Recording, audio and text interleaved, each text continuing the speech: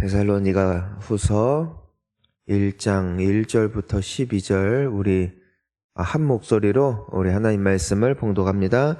바울과 실로아노와 디모데는 하나님 우리 아버지와 주 예수 그리스도 안에 있는 데살로니가인의 교회에 편지하노니 하나님 아버지와 주 예수 그리스도로부터 은혜와 평강이 너희에게 있을지어다.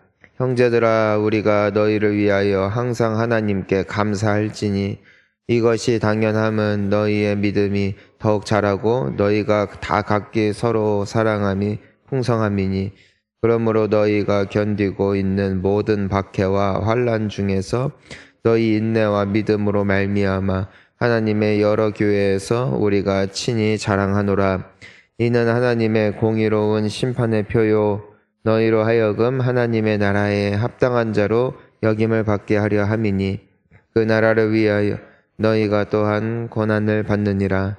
너희로 환난을 받게 하는 자들에게는 환난으로 갚으시고 환난을 받는 너희에게는 우리와 함께 안식으로 갚으시는 것이 하나님의 공의시니 주 예수께서 자기의 능력의 천사들과 함께 하늘로부터 불꽃 가운데 나타나실 때에 하나님을 모르는 자들과 우리 주 예수의 복음에 복종하지 않은 자들에게 형벌을 내리시리니 이런 자들은 주의 얼굴과 그의 힘의 영광을 떠나 영원한 멸망의 형벌을 받으리로다.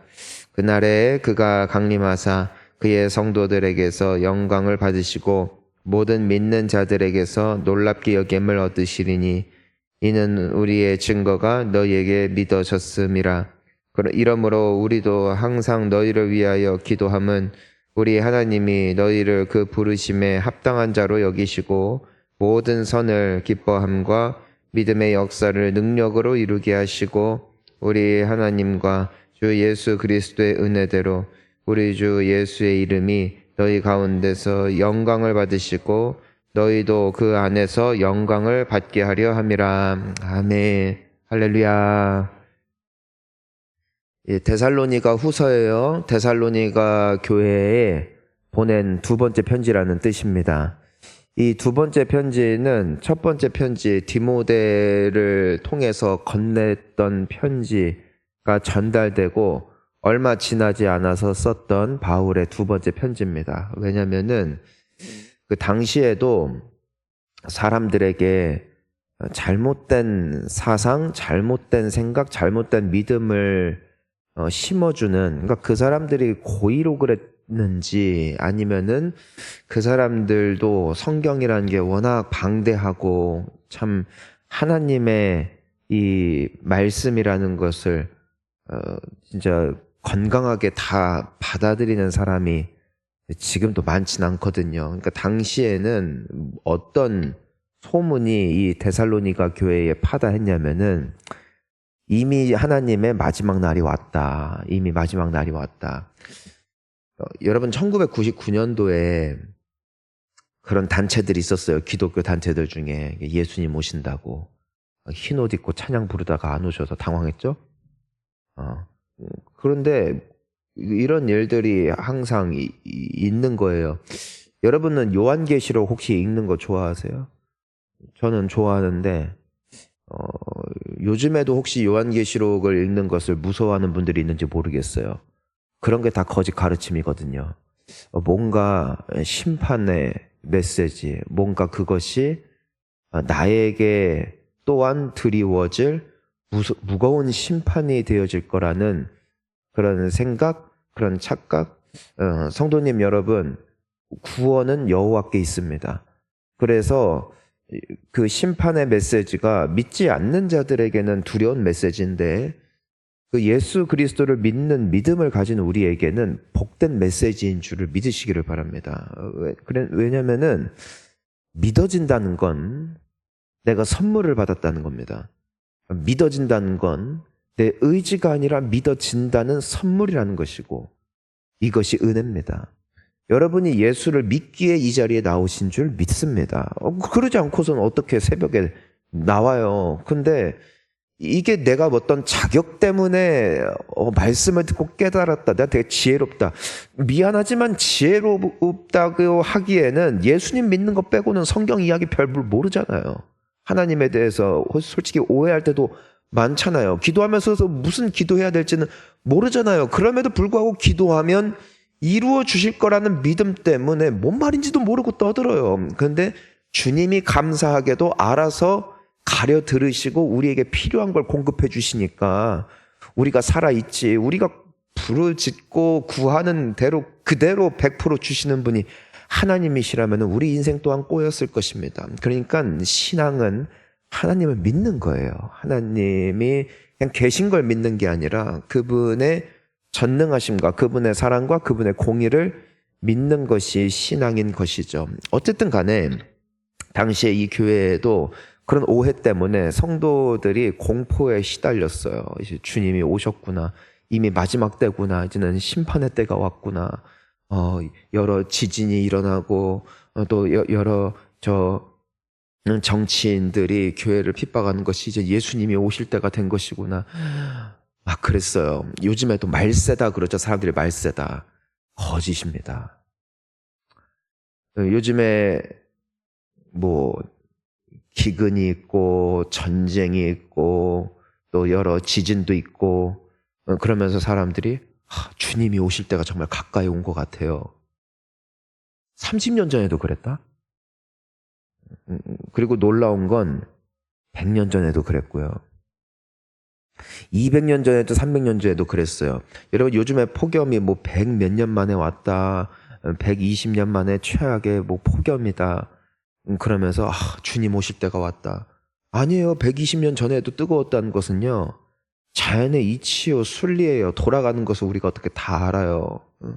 뭐 몇십 년 만에 폭우다. 지구가 아프다. 그럼 몇십 년 전에도 지구가 아팠겠네. 좀만 생각을 해야 돼요. 우리가 주님이 오실 날을 감히 예측할 수 없어요. 예수님도 모르겠대요. 하나님 아버지만 아세요. 그러니 말세다라는 말에 흔들리지 마시기를 축복합니다. 옛날에 그런 식으로 많이 흔들었어요, 사람들.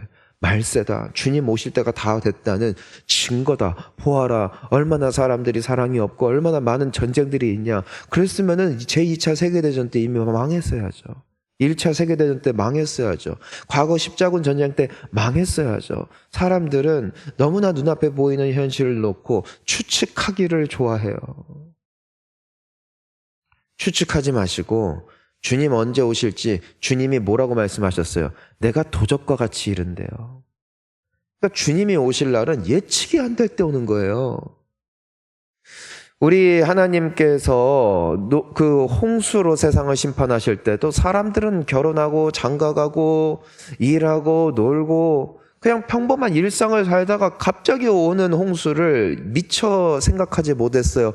즉 오히려 주님이 오시던 날은 증거가 보일 때가 아니었다는 것이죠. 오히려 아무도 예측하지 못했던 순간이었다는 것이죠. 그러니 우리는 하루하루 그 날을 예비하는 것일 뿐, 그날이 가까이 왔다라는 그 사람들의 속임수에 절대로 현혹되지 마시고 흔들리지 마시고 두려워하지 마시기를 축원합니다. 그게 데살로니가 교회에 만연해 있었던 거짓 메시지였고 그 소식을 들었던 사도 바울이 쓴 편지, 그 성도들을 위로하고 권면하고 다시 마음을 다잡아주기 위해서 썼던 두 번째 편지가 이 데살로니가 후서예요. 자, 우리 오늘 1절과 2절 말씀 함께 읽습니다. 바울과 실로아노와 디모데는 하나님 우리 아버지와 주 예수 그리스도 안에 있는 데살로니가인의 교회에 편지하노니 하나님 아버지와 주 예수 그리스도로부터 은혜와 평강이 너희에게 있을지어다. 아멘. 자, 우리 하나님 주 예수 그리스도, 우리는 그분을 믿고 우리는 그분께 기도합니다. 왜냐면은 그분으로부터 은혜와 평강이 너희에게 있을지어다. 그러니까 하나님 아버지, 하나님을 우리가 어제 함께 보니까 평강의 하나님이라고 불렀어요. 근데 오늘 말씀 보니까 하나님과 예수로부터 은혜와 평강이 너희에게 있을지어다. 즉 은혜 그리고 평강은 누구로부터 온다? 아버지로부터 온다. 아들로부터 온다. 하나님께 접속돼 있을 때 그분으로부터 공급받는 축복이 은혜요 평강이다. 여러분 은혜 넘치는 인생보다 복된 인생이 없어요. 왜냐하면 하나님의 온갖 선물이 다 은혜 안에 있거든요. 은혜는 뭐라고요? 자격 없는 자들에게 주어진 게 은혜인데 하나님의 한량없는 축복이 이 안에 있어요. 평강이 임해요. 기도해 보세요. 정말 우리가 기도하는 이유가 있어요. 기도하면 마음에 담대함이 있어요. 위로가 있어요. 평안이 있어요. 흔들리지 않는 신앙인 되시기를 축원합니다. 그러니까 바울도 기도하는 거예요. 하나님, 저들이 지금이 말세라는 말을 듣고 마음이 흔들립니다. 저들에게 평강을 더하여 주시옵소서. 예수님께서 부활하시고 제자들에게 처음 나타나셨을 때 그들에게 건네셨던 첫 인사가 뭐예요? 평강이 있을지어다. 예수께서 주시는 선물입니다. 우리가 살아가면서 불안할 때가 있어요. 그때 주의 이름을 부르십시오. 두려워질 때가 있어요. 평강이 아니라. 그때 주의 이름을 부르세요. 그분으로부터 공급되어질 은혜와 평강이 우리를 사로잡을 줄 믿습니다. 우리 3절과 4절입니다. 형제들아 우리가 너희를 위하여 항상 하나님께 감사할지니 이것이 당연함은 너희의 믿음이 더욱 자라고 너희가 다 각기 서로 사랑함이 풍성함이니 그러므로 너희가 견디고 있는 모든 박해와 환난 중에서 너희 인내와 믿음으로 말미암아 하나님의 여러 교회에서 우리가 친히 자랑하노라. 자, 따라하겠습니다. 칭찬하자. 지금 데살로니가 교회에 이 편지를 쓴 게 그 교회에 이렇게 3절과 4절에 말한 것처럼 사랑이 풍성하고 믿음이 자라고 이런 것만 있기 때문에 썼다고 했어요? 아니면 문제가 있어서 썼어요? 문제가 있어서 쓴 거예요. 어느 교회든 장점이 있고 단점이 있어요. 어떤 사람이든 잘하는 게 있고 못하는 게 있어요. 그런데 문제는 이 세상에서 우리가 배우는 습관 중에 하나는 뭐냐면은 잘하는 거 언급 안 하고 보통 실수를 많이 언급하더라. 그러니까 항상 본론에 들어가기 전에 잘하는 것, 덕스러운 것을 드러내는 것이에요. 그러니까 이 데살로니가 교회 사람들이 잘하는 게 있는 것이죠. 믿음도 잘하고 사랑도 풍성하고 또 여러 가지 환난도 견디고 있고 잘하고 있는 것을 드러내주고 또 그것을 격려해주고 권면해주고 이것이 우리에게 필요한 거예요. 그 자녀를 키울 때도 그렇고 자녀에게 잘하는 것을 발견할 수 있기를 바랍니다. 그 베드로를 예수님이 처음 보셨을 때 그가 대단한 사람은 아니지만 그에게 내재되어 있는 가능성, 그에게 여전히 내재되어 있는 선함, 착함, 완전한 건 아니에요. 근데 우리가 보면은 완전한 사람이 없거든요. 하지만 단점만 있는 사람도 없어요. 주님은 장점 갖고 일하는 분이에요. 다윗도 그렇고 요셉도 그렇고 단점이 있어요, 다. 하지만 주님은 장점을 보세요. 따라하겠습니다. 하나님은 나의 좋은 점을 사용하십니다. 그러니까 주님은 은혜란 게 뭐냐면은 나의 부족함은 덮어주시고 나의 강함을 써주시는 거죠. 나의 죄를 덮으시는 사건이 예수 그리스도의 십자가 사건이고 예수를 믿은 믿음만 바라봐 주시고 의인으로 불러주시는 거예요. 그것이 하나님의 은혜입니다. 그러니까 우리도 하나님을 닮아야 된다는 거예요. 그럼 본향교회는 완전한 교회가 아니거든요. 좋은 것도 있어요. 제가 봤을 때 우리 교회 좋은 점은 의리가 있다는 거예요. 예수님 위해서는 아니라도 친구를 위해서는 기도할 수 있고요. 나는 욕할 수 있지만 남이 욕하면 일단은 입에 거품을 물어요. 예전에 코로나 때도 몇몇 온라인에서 사람들이 본향교회 저기 막 전도하고 다닌다고 막 헐뜯는 글을 올렸어요. 우리 교회 집사님 몇 분이 자기 전화번호를 올리더라고. 야, 전화라고 나 거기 집사라고. 그러니까 바로 게시글 내리더라고. 그랬대요. 얼마나 귀해요. 가족 같고 따뜻함이 있어요. 그런데 허물 찾으려면 끝도 없어요. 또 우리 교회 문제가 많아요. 하지만 주님이 우리 교회를 사랑하심은 완전하사가 아니더라고요. 약하지만 좋은 것 보시고 봐주시는 주님의 은혜로 우리가 여기까지 온 줄을 믿습니다. 그게 우리 인생이에요. 그러니까 주님도 우리 잘하는 거 봐주면서 이렇게 격려하시는데 우리도 그래야 하지 않겠어요? 저는 여러분들의 배우자의 좋은 점을 볼 수 있기를 바라요. 왜 그렇게 그래요? 아멘. 여러분 자녀를 좋은 점 보시기를 바랍니다. 여러분 인생을 놓고 기도할 때 여러분 비운의 주인공인 것처럼 제발 기도하지 마세요. 여러분 하나도 안 불쌍해요. 여러분은 복된 사람들이에요. 여러분은 하나님의 은혜 가운데 있는 사람들이에요. 근데 왜 이렇게 내가 제일 불쌍한 것처럼 기도해요? 최근에 그 텍사스에서 가장 권위 있는 세계적인 암 치료 센터 권위자 분이 한국 분이신데 이분이 그런 말을 해요. 왜 한국 사람들의 암 회복률이 더딜까? 세계적으로 더디대요.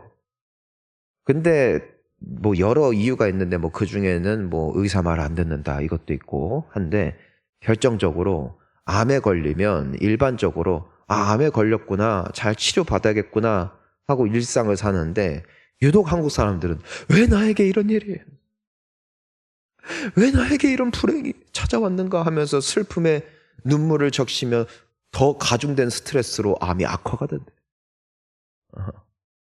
그래서 회복률이 더디다.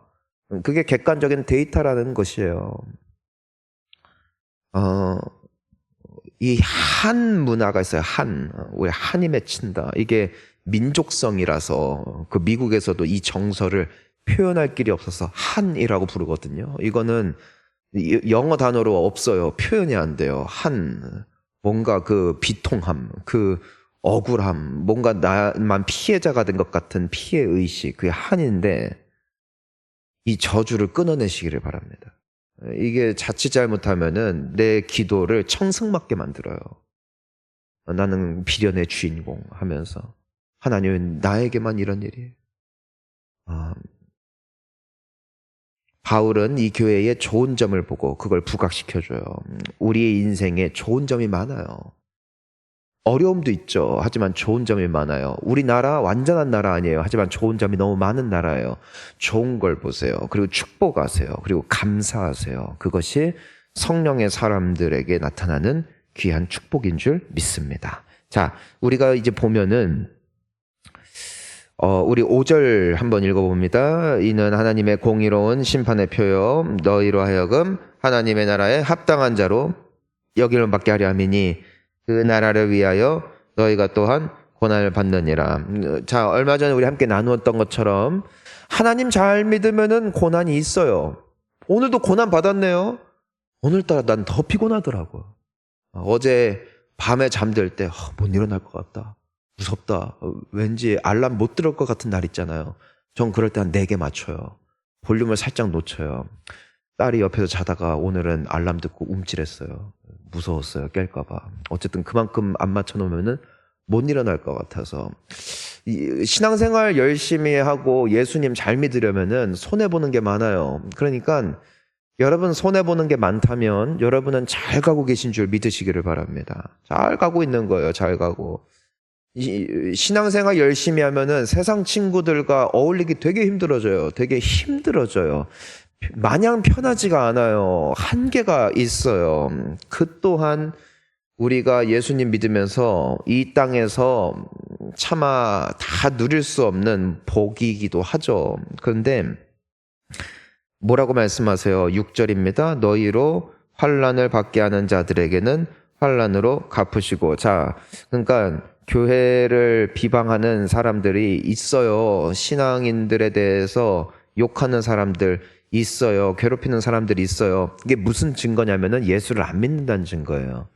우리 교회에 그런 분들 많이 계실 거예요. 여러분도 그렇지 않나요? 예수님 믿기 전에는 교회가 되게 안 이꼽게 보이던 분들이 있었을 거예요. 교회가 싫은 거예요. 저도 교회를 다녔지만 예수님을 믿기 전에는 교회가 그렇게 싫더라고, 교회가.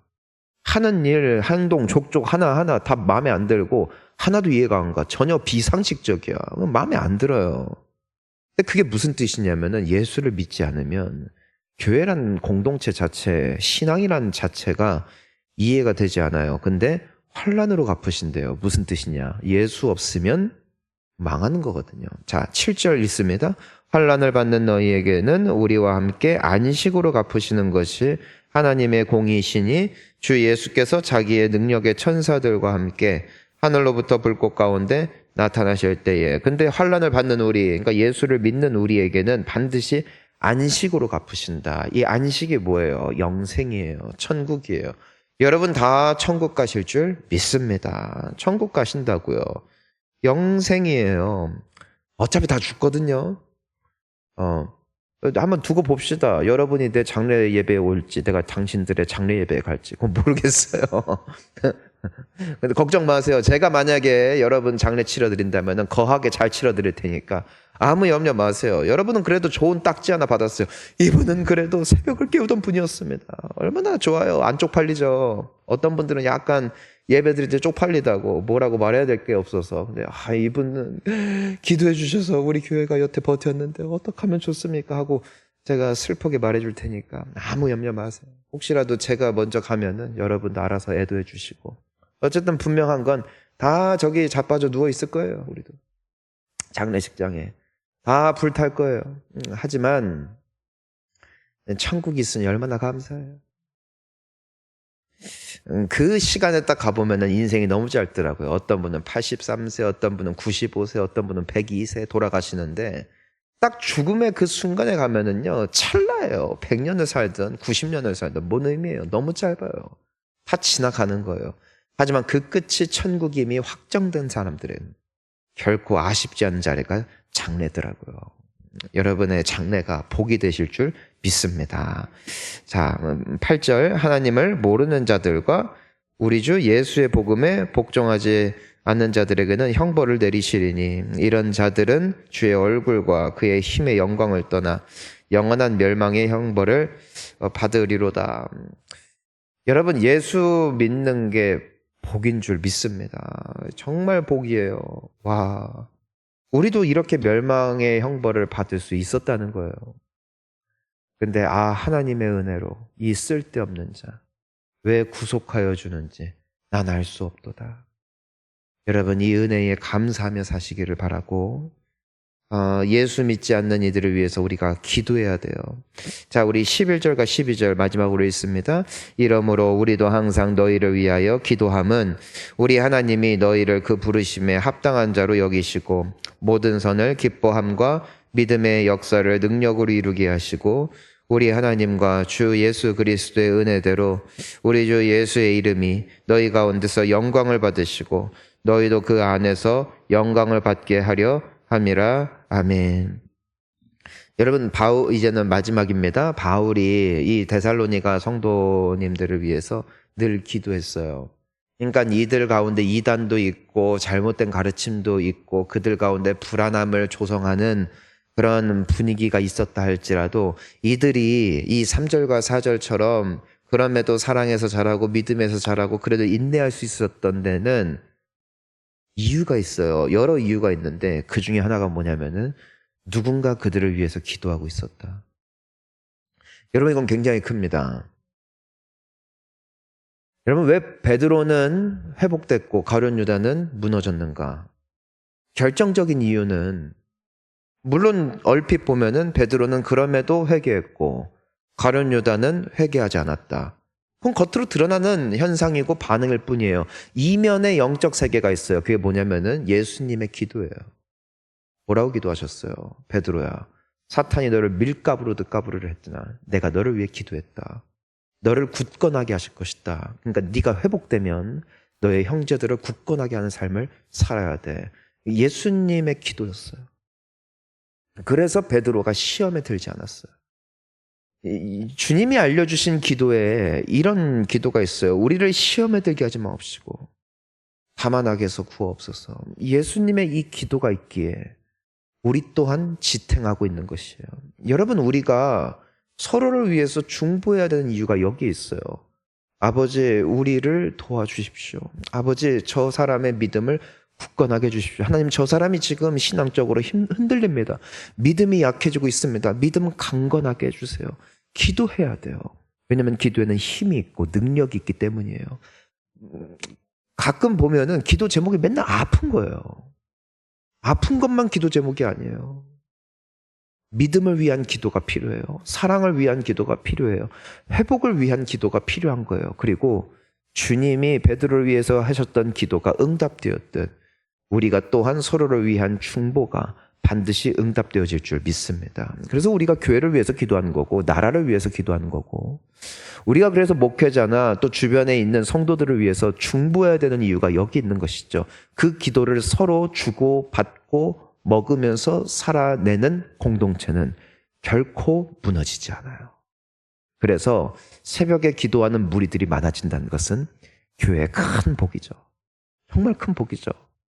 여러분, 한번 자신 있게 말해봅시다. 가슴에 손을 얹고 나는, 따라해 보세요. 나는 혼양교회 복댕입니다. 나는 우리 가정의 복덩어리입니다.